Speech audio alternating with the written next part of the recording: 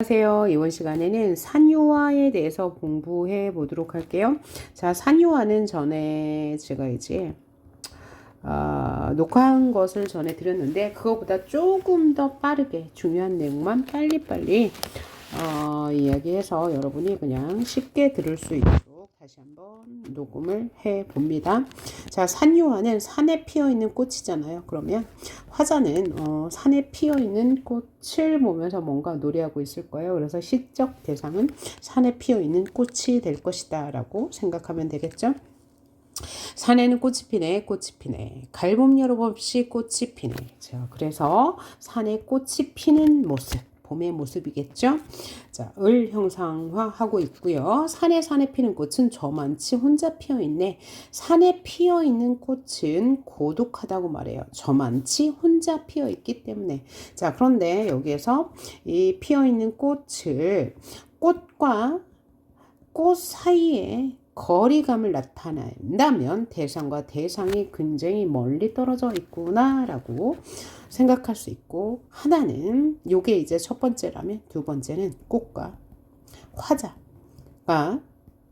화자의 거리감을 나타낼 수 있어요. 저만치 혼자 피어 있어. 화자는 여기 있는데 꽃이 저기 있어. 혹은 꽃과 꽃 사이가 멀어. 어차피 두 개 다 뭐야? 산에 꽃이 피어 있는데 그들은 아주 멀리 떨어져 있어. 그래서 존재에 대한 고독을 나타낸다고 볼 수 있겠어요. 자, 3년을 볼까요? 산에서 우는 작은 새요. 자, 산에서 새가 운대요. 그랬으니까 일단 감정이입이 들어가 있는데, 꽃이 좋아 산에서 사노래요. 자, 산에서 산대요. 누가? 작은 새요. 그럼 얘를 화자라고 한번 생각해 봅시다. 작은 새를 화자라 생각한다면 화자는 고독하다. 그죠? 그래서 운다라고 생각할 수 있고요. 산에는 꽃이 지네, 갈봄 여름 없이 꽃이 지네. 그래서 자, 이 시는 전체적으로 존재에 대한 고독을 형상화한 시라고 볼 수 있지요. 그죠? 그리고 꽃이 피네 1년에서는 꽃이 피네라고 했는데 4연에서는 꽃이 지네라고 했으니까 존재의 고독과 뭐예요? 자연의 순환에 대해서 노래한 것이라고 볼 수 있네요. 이제 자연의 순환기라고 해도 되고 자연의 섭리라고 해도 되겠어요. 자연의 섭리에 대해서, 존재의 고독에 대해서 노래한 시다라고 할 수 있겠고요. 두 번째로, 자, 1년과 4년의 구조가 비슷하죠. 산에는 꽃 피네, 꽃이 피네, 갈봄 여름 없이 꽃이 피네. 4년, 산에는 꽃이 지네, 산에는 꽃 지네, 꽃이 지네, 갈봄 여름 없이 꽃이 지네. 그래서 수미 상관인데 완전 똑같진 않아. 피네와 지네만 바뀌었죠. 그래서 수미상관의 변주를 보여줘요. 수미상관의 변주가 나타난다. 어떤 효과? 운율을 형성하죠. 그 다음에 형태적 안정감을 주죠. 그 다음에 의미를 강조하는데 어떤 의미를 강조해요? 계절의 순환이라는 자연의 섭리를 강조하고 있네요. 자, 그 다음에 우리가 운율 형성 요소를 봐야 할 건데, 자, 일단 얘는 산에는 꽃이 피네 몇 글자야? 하나, 둘, 셋, 넷, 다, 여섯 글자. 꽃이 지네 네 글자. 갈봄 여름 없이 하나, 둘, 셋, 넷, 다섯, 여섯 글자, 네 글자. 그래서 얘는 7,5조라 할 수 있어요? 없어요? 있죠. 자, 7,5조의 반복은 몇 음보예요? 3음보죠. 그래서 3음보를 반복한다. 첫째, 3음보는 우리가 다른 말로 민요조라고 합니다. 자, 그런데 이 3음보, 7호조를 반복하는데, 자, 1년에서는 7575, 2년에서는요, 2년에서는 2, 2, 4, 7, 5예요. 그래서 1년과 2년은 3음보의 반복이 맞기는 하지만 뭐라고 해요? 변주된 3음보라고 할 수 있죠. 그렇죠? 자, 여기는 7575, 여기는 2, 2, 4, 그 다음에 7, 5. 그런데 다시 7, 5, 여기 7, 5, 그다음에 여기 다시 7, 5. 그래서 변형된 삼음보의 반복. 그 다음에 산에는 꽃이 피네. 얘는 지금 1년과 똑같은 구조. 그래서 1년과 4년이 대응하고 1년과 4년의 구조가 비슷하고 그 다음에 2년과 3년의 구조가 비슷해요. 그래서 2년과 3년이 대응을 이루고 1년과 마지막 년이 대응을 이룬다. 그런데 그리고 이것을 약간 옆으로 돌려보면 산의 모양을 하고 있어요. 이렇게. 오케이. 그래서 이것을 통해서 무엇을 볼 수 있냐면 형식과 내용의 긴밀한 관계를 느낄 수 있습니다. 자, 내용은 뭐였어요? 산에 사는 산새, 작은 새. 그 다음에 산에 사는 꽃이 고독하게 있다고 했죠. 그런데 이 형식의 모양이 산의 모양을 취하고 있으니까 형식과 내용의 긴밀한 관계를 볼 수 있다라고 할 수 있고요. 자, 종결어미가 뭐뭐하네 반복. 그런데 이 종결어미 내는 감정을 직접적으로 드러내주지 않고 대상을 조금 거리감 있게 바라봐. 그래서 어떤 태도를 보인다고 그래요? 관조적 태도를 드러내는 종결어미예요. 그쵸? 종결어미 내를 반복해서 운율을 형성하고 운율 중에서 내, 시행 끝의 반복이니까 가군의 반복을 통해서 운율을 형성하고 또 내라는 종결어미를 통해서 관조적 태도를 느낄 수 있다라고 할 수 있죠. 자, 그리고 산에서 오는 작은 꽃이 좋아 산에서 혼자 산다라고 했어요. 이것을 통해서 화자의 감정이입을 통해서 이 새는 화자가 고독한 존재임을 부각하는 소재가 될 수 있다. 그리고 여기 가을, 봄, 여름 없이를 통해서 우리는 봄, 여름, 가을, 겨울인데 가을, 봄, 여름이라고 했으니까 뭐예요? 도치법이 사용됐다고 할 수 있고요. 가을인데 가을이라고 했으니까 시적 허용을 사용했다. 자, 그러면 시적 허용과 도치는 왜 사용했어요? 운율감을 형성하기 위해서. 글자 수를 맞추기 위해서 가을, 봄, 여름 없이, 가을, 봄, 여름 없이. 하나, 둘, 셋, 넷, 다섯, 여섯. 그쵸? 그 운율 형성을 위한 도치와 시적 허용을 사용했다라고 생각하시면 될 것 같고요. 그 다음에 수미상관의 변주 있고. 자, 그쵸? 그 다음에, 요게 답니다. 표현법으로는 수미상관의 변주. 그 다음에 운율 형성 요소, 삼음보. 그 다음에 종결어미 내의 반복. 그 다음에 수미상관의 변주. 여기 있네요. 그쵸? 이것도 이제 운율 형성 요소가 되겠네요. 그 다음에 작은 새 감정을 이입하여서 고독한 화자 자신의 고독함을 부각하고 있다. 이 정도 알아두시면 될 것 같아요. 그 다음에 그 삼음보의 변주, 7호조의 변주를 통해서 리듬감을 형성하는데 특히 자, 여기는 7, 5, 여기는 2, 2, 4, 7, 5. 그래서 여기 같은 경우에는 한 행에 7호줄을 배열을 했죠. 그러나 여기는 두 행에 걸쳐서 7호줄을 배열하고요. 그 다음에 여기 같은 경우에는 이연에서는 3행에 걸쳐서 7호줄을 배열했어요. 그래서 7호줄의 변형된 변형을 통해서 또 리듬감을 보여주고 있고요. 이것은 김소월 시인이 가진 특징이 될 수 있겠습니다. 자, 다음 문제를 몇 개 풀어볼게요. 이 시에 드러난 화자의 태도로 적절한 것은? 자, 1번 자신의 감정을 직설적으로가 아니고 관조적 태도를 보여요. 그죠? 그 다음에 자연 친화적인 삶의 태도가 아니고 존재의 고독과 자연 순환의 원리를 보여주고 있죠. 그 다음 3번 자연물을 통해서 자신의 모습을 표현한다. 작은 새, 산이 좋아서 산에서 오는 작은 새로 자신의 모습을 표현했죠. 부정적 현실 없고요. 자신의 처지를 뭐 이렇게 인식하고 있는 건 없습니다. 이 시에 대한 율격 중 적절하지 않은 것은 물어봤는데요. 자, 비슷한 통사구조 반복, 수미상관이 있었으니까 당연히 있겠죠. 그 다음에 운율을 고려하여 시간적 순차성을 바꾸었다. 뭘 통해 알 수 있죠? 가을, 봄, 여름을 통해서 시간의 순차성을 바꾼 걸 알 수 있고요. 7호조 3원부의 율격과 그 변조 보여주고 있죠. 각 행의 길을 규칙적으로 배열하지 않고 행의 길을 바꿨어요. 어떤 년에는 7호조가 2행에 걸쳐, 어떤 년은 1행에 걸쳐, 어떤 년은 3행에 걸쳐서 나타났어요. 동일한 종결음이 4의 반복을 통해서 가군의 효과를 거두고 있고요. 이제 노래가, 문제가 어렵지 않아요? 다 쉽습니다. 4번 문제 한번 풀어볼게요. 자, 보기의 꽃과 이시의 꽃의 공통점.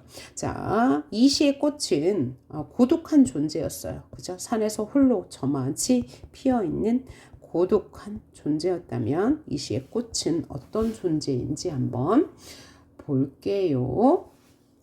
꽃잎이여 그대 다 토아 피어 비바람에 설레며 가는 가냘픈 살갗이여 그대 눈길에 먼 여로에 하늘과 구름 혼자 그려 붉어져 가노니 저문산 길가에 저 뒹굴지라도 마냥 붉게 타다가는 환한 목숨이여 붉게 타다 간다 환하게 탄다. 뭔가 예찬적 태도를 보이고 있네요. 꽃에 대해서요. 그쵸? 자, 그러면 보기의 꽃은 어떤 의미? 보기의 꽃은 밝고 긍정적이지만 의시의 꽃은 고독한 존재네요. 자, 그럼 공통점은 뭘까요? 자, 의시의 꽃은 고독한 존재라고 했는데 여기서는 꽃잎이여 그대의 다투와 피어 비바람에 설매 가는 가냘픈 살갗이여 그대의 눈길 먼 여로에 외롭네요. 그죠? 하늘과 구름 혼자 그리워 붉어졌어요. 혼자 붉어졌으니까 공통점은 외로운 존재라고 할 수 있겠네요. 다음 문제 풀어볼까요? 밑줄 친 시어 중 함축적 의미가 기억과 유사한 것은 기억은 산이 좋아 혼자 사는 작은 새 고독한 존재죠. 이 고독한 존재를 찾으면 되겠어요. 자기 혼자 할 수 있는 일을 남에게 떠먹이려고 하던 이건 관계없네요. 다음 여자 혼자 세상을 살아간다는 것이 이처럼 힘들 줄이야. 혼자 살아간다. 세상을 살아간다. 여기서는 고독의 이미지는 느낄 수 없네요. 그냥 혼자 살아간다라고 했으니까 외롭다는 느낄 수 있겠어요. 숲속의 나무들도 결국 한 그루 한 그루가 홀로 서 있다. 이거는 뭐죠? 존재의 고독. 나타나네요. 생일을 혼자 지낸 사람이라면 나타나지 않고 홀로 길을 걷다가 아무도 없는 곳에 이르러 갑자기 통증을 느끼기 시작했다. 바로 가장 비슷한 것은 3번이 되겠어요. 자, 7번 문제 보니까 이 시의 화자가 파악하고 있는 자연의 속성은 뭐야? 순환. 그죠? 그 다음에 자연이 순환한다. 이 정도. 자, 문명과 대립이 아니고 영원한 질서를 지닌 조화의 세계. 질서이죠. 그죠? 순환하니까요. 1년에서 꽃이 피고 4년에서 꽃이 지니까요. 풍요와 여유 아니고 도전 극복 아니고 현실 고통 아니네요. 다음 문제 풀어볼까요? 기억미음 중 이 시의 작은 새와 성격이 비슷한 것은 자, 작은 새는 그죠? 울고 있는 작은 새니까 감정이입이 되어 있고요. 그 다음에 고독한 존재라고 했어요. 그러면 요 두 개에 초점을 맞춰서 한번 생각해 봅시다. 내 동정의 물을 듣다니 오늘 악양로에 오르라 오와 초에 동남역이 떠있고 하늘과 땅과는 이랴에 떴도다.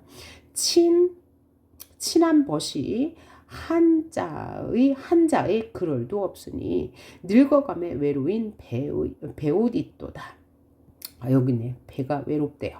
그러니까 이 배가 외롭기도 하고 감정이입도 되었네요. 배옷이. 여기서 배옷은 이런 배옷이죠.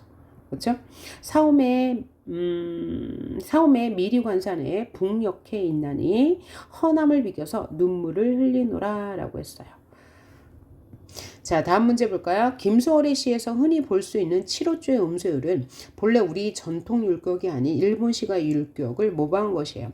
그럼에도 불구하고 7호조의 음소율이 우리 시에 쉽게 수용되어서 마치 전통적인 율격처럼 느껴지는 이유는 뭐예요?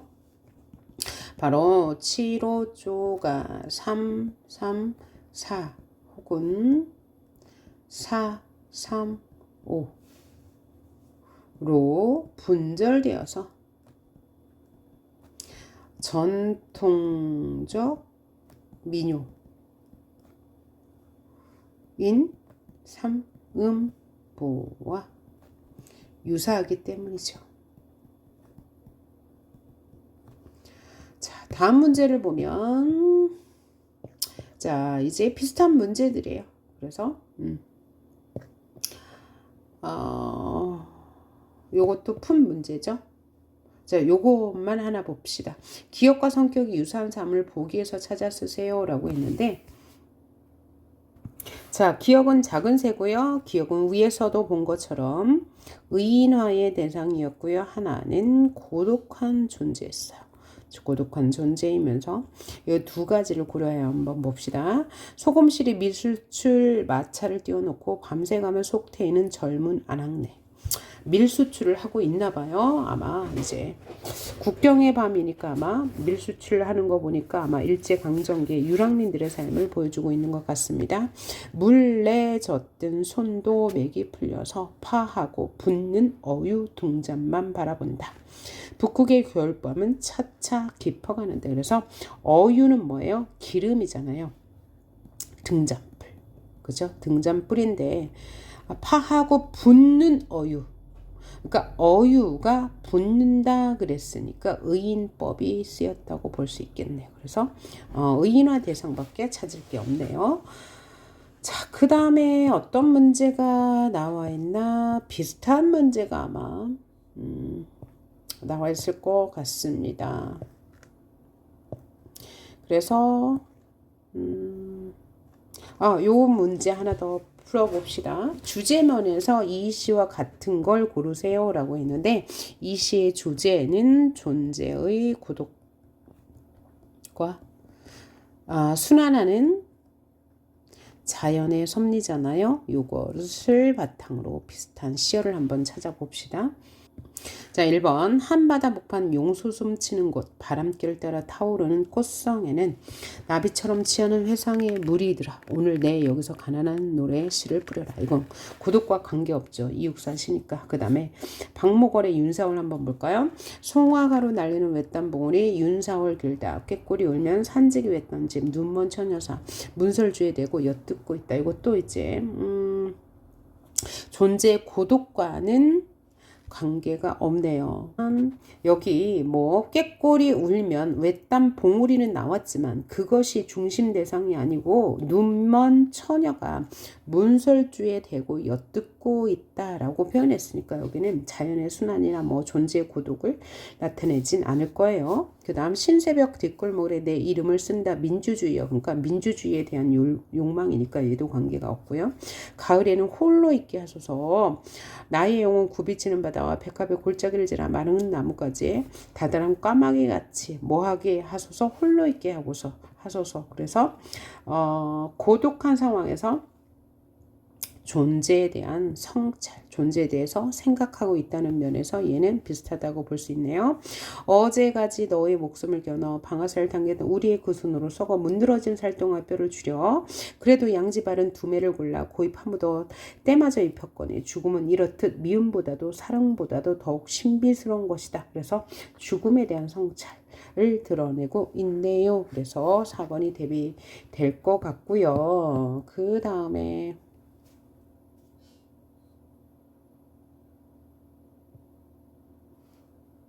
이 시의 구조는 어떻습니까? 라고 물어봤는데요. 반복과 대칭이죠. 뭐가 반복돼요? 산에 꽃이 피네, 산에 꽃이 지네. 그러면서 1년과 4년이 대칭을 이루고 2년과 3년이 대칭을 이룹니다. 자, 25번 마지막 문제로 한번 풀어보겠습니다. 가와 유사한 운율 형성 방식을 찾으래요. 자, 가는 이게 나왔네요. 산에는 꽃이 피네. 산에는 꽃이 피네. 갈 꽃이 피네. 꽃이 피네.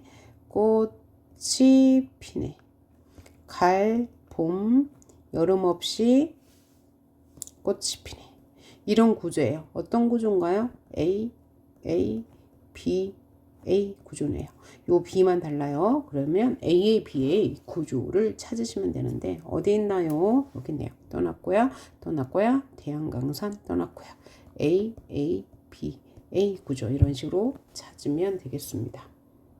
자, 지금까지 산유화에 대해서 살펴봤어요. 산유화는 존재의 고독과 그다음에 자연순환의 원리, 그 다음에 삼음보에 변형된 삼음보, 칠우주의 변형된 율격을 통해서 우리 민족 그 민유주의 성격을 볼 수 있고요. 그 다음에 1년과 4년이 대칭, 2년과 3년이 대칭, 그 다음에 수미상관의 구조를 통해서 형태적 안정감과 운율을 형성하고 주제.